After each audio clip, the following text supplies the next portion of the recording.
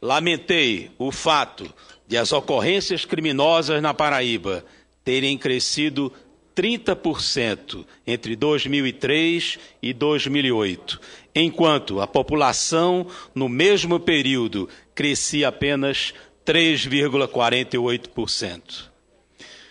E destaquei que isto significava simplesmente que a criminalidade naquela unidade da federação estava crescendo em um ritmo 8 vezes maior que o da população.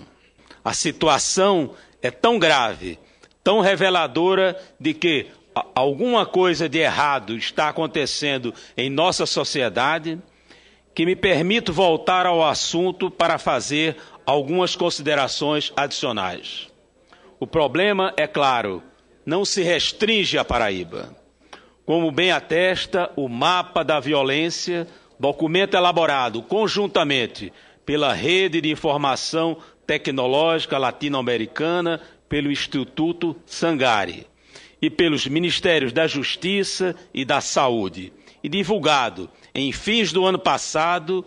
A violência e a criminalidade são mazelas nacionais. Para a elaboração do documento, foram utilizadas informações de 83 países. O Brasil, vejam só, ocupa a 6ª pior posição no que diz respeito às taxas de homicídio.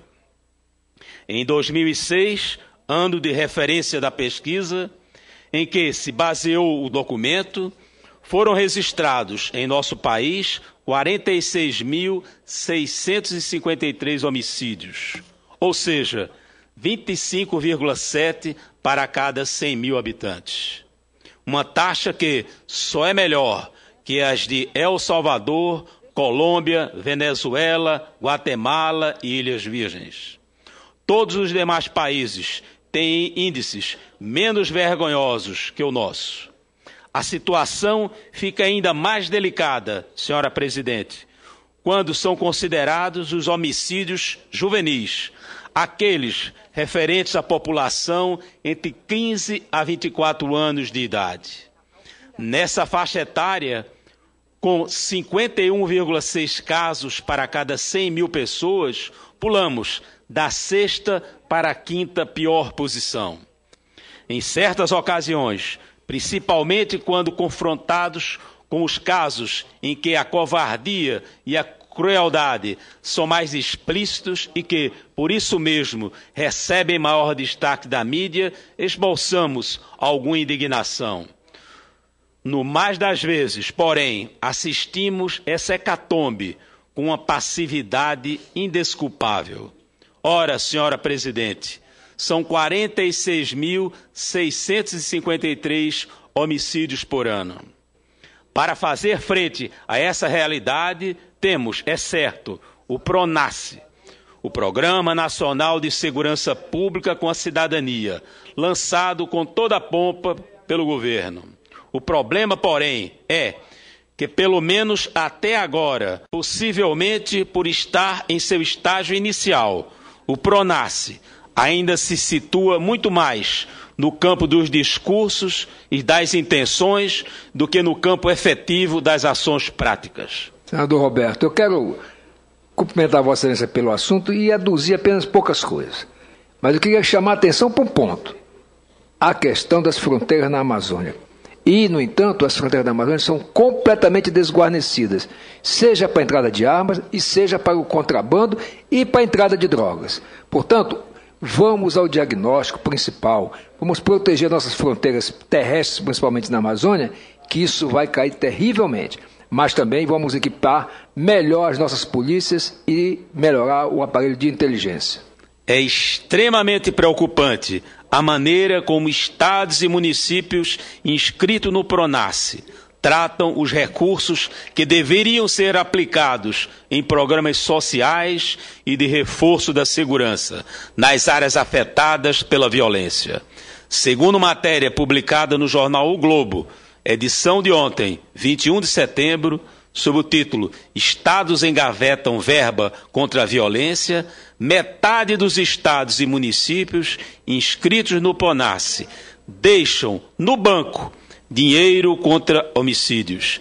Os engavetadores do dinheiro da segurança correspondem a mais da metade dos estados e dos 109 municípios inscritos no PRONASSE.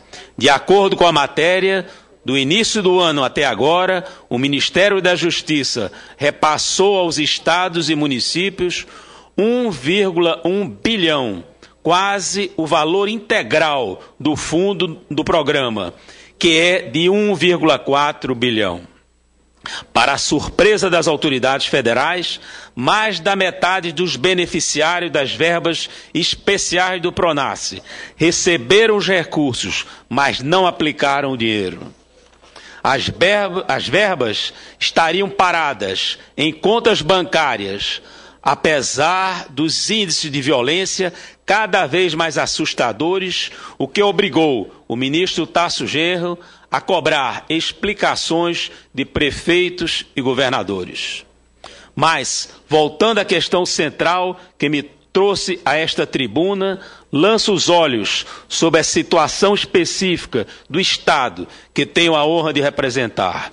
Os números da violência na Paraíba, senhora presidente, senhoras e senhores senadores, são preocupantes, extremamente preocupantes. Voltemos ao mapa da violência, aquele relatório divulgado em novembro de 2008. Na Paraíba, vejam bem, foram registrados 777 homicídios em apenas um ano.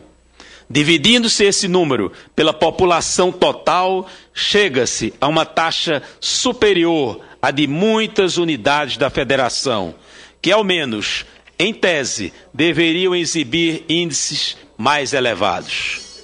Enquanto em São Paulo a taxa de homicídios é de 19,4 para cada 100 mil habitantes, na Paraíba ela é de 21,5.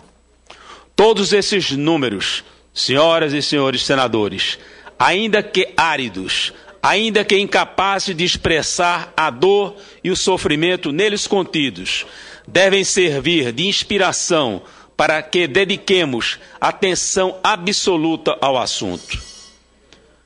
De modo que lanço daqui um apelo ao governador José Maranhão, que assumiu há pouco tempo a condução dos destinos da Paraíba. Um apelo no sentido de que a segurança pública se constitua efetivamente em prioridade de governo e que a ela sejam dedicados os maiores esforços possíveis.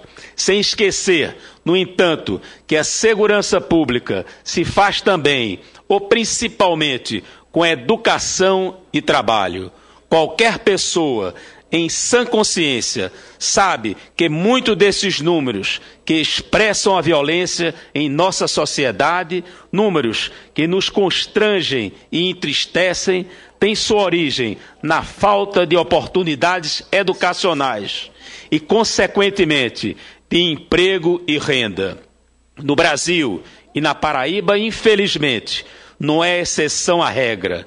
As desigualdades sociais são marcantes e não geram apenas frustração e ressentimento. Outro efeito colateral da pobreza, senhora presidente, outra de suas funestas consequências, é a precariedade de acesso à educação, que repercute mais à frente na dificuldade de inserção no mercado de trabalho. Portanto, há de se dar atenção prioritária também a esses fatores.